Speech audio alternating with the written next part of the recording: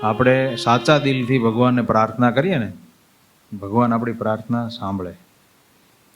આ આસ્તિક માણસો માટે બહુ કિંમતી વાત છે. જેને નાસ્તિકતા છે એને તો આ વાતની કોઈ કિંમત જ નથી, અને એને એના કર્મનું ફળ ભોગવી રાખવાનું, દુઃખી થવાનું.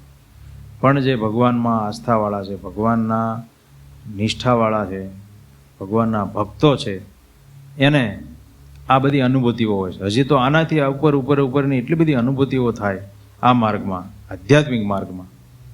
જે કોઈ ભગવાનના માર્ગે ચાલે ને એને કલ્પના ન કરી હોય એવી બધી દિવ્ય દિવ્ય અનુભૂતિઓ ભગવાન કરાવે છે. આધ્યાત્મિક માર્ગનું બહુ મોટું ફળ છે.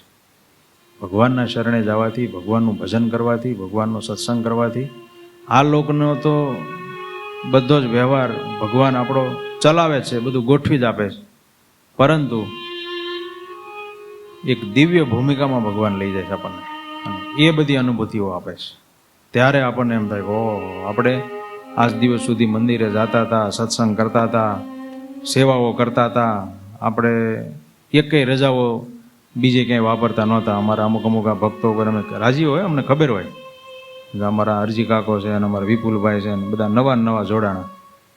વિજયભાઈ લગભગ મેં તો હમણાં ઘણા સમયથી જોયું નથી કે અમારો વિપુલભાઈ કંઈક રજામાં ઘરના લઈને કંઈક બહાર ગયો હોય, સમજાણું?